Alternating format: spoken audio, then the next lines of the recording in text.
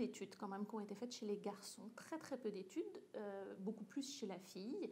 Donc tout ce qu'on sait, c'est basé sur des études, souvent sur des petits effectifs. Je crois que la plus grosse étude regroupe 135 garçons, donc c'est quand même très petit par rapport aux études féminines. Donc, mais les facteurs semblent être quand même assez proches, les facteurs à l'origine de l'anorexie mentale du garçon.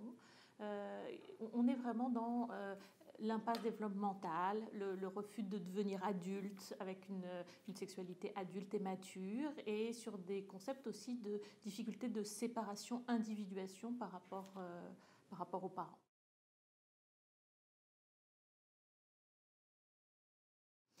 Oui, certainement, dans le sens où déjà chez le garçon, le pourcentage de garçons qui ont une boulimie ou qui ont une boulimie associée à leur anorexie est plus importante que chez la fille.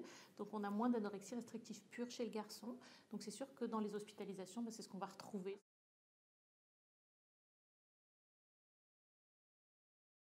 À Sainte-Justine, on ne peut pas dire ça comme ça. Alors, je ne connais pas les statistiques sur 10 ans, ça ne fait pas si longtemps que ça que je suis là, mais j'ai pu regarder sur 2013-2014. On ne peut pas dire qu'il y a eu beaucoup de patients masculins hospitalisés, puis je ne pense pas tellement plus que les autres années. Ça ne veut pas dire qu'on n'en suit pas en externe, mais ils n'ont pas forcément besoin d'être hospitalisés. Alors là, il y a deux théories qui s'opposent pas parce qu'elles peuvent être valables toutes les deux. D'abord, la première chose, c'est quand on regarde dans l'anorexie prépubère, donc avant les premiers signes de puberté, on dit qu'il y a à peu près autant de garçons que de filles. Mais il faut savoir que l'anorexie prépubère, c'est comme une toute petite partie de l'anorexie, donc on est vraiment sur des tout petits chiffres, mais là, il y aura à peu près autant de garçons que de filles.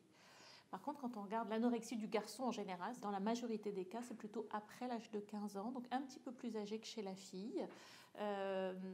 Alors, probablement en lien avec la différence d'âge de début de puberté, qui est quand même plus précoce chez la fille que chez le garçon, parce qu'il y a quand même un lien certain entre anorexie et puberté.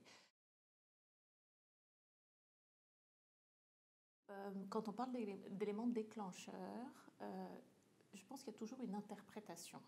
Et donc, on va aller chercher ce qui nous semble important. Je vous prends l'exemple de la fille. La fille, on va toujours aller rechercher, par exemple, une remarque par rapport à son poids.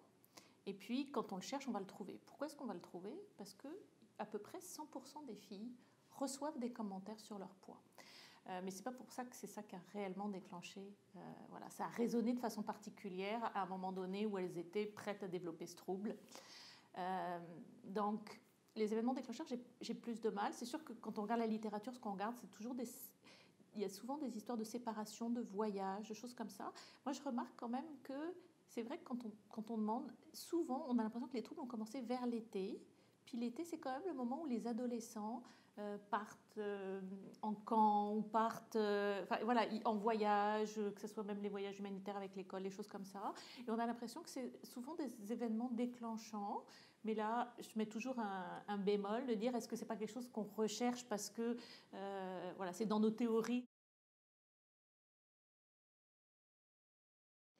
Alors, si on prend la population générale, non, il y a une énorme différence entre les deux. C'est sûr que quasiment 100% des filles, pendant leur enfance et surtout leur adolescence, reçoivent des commentaires par rapport à leur poids. Alors que quand on demande aux garçons, il y a beaucoup moins de commentaires, en tout cas directs. Mais ce qu'on peut voir, c'est que depuis quelques années, il y a vraiment une pression sociale sur le corps du garçon. C'est-à-dire que cette pression sociale sur le corps de la fille, elle existe depuis très longtemps, avec les idéaux féminins. La pression sociale sur le corps du garçon est vraiment de plus en plus forte, où il faut que le garçon ait un corps musclé, sans graisse, mais avec beaucoup de muscles.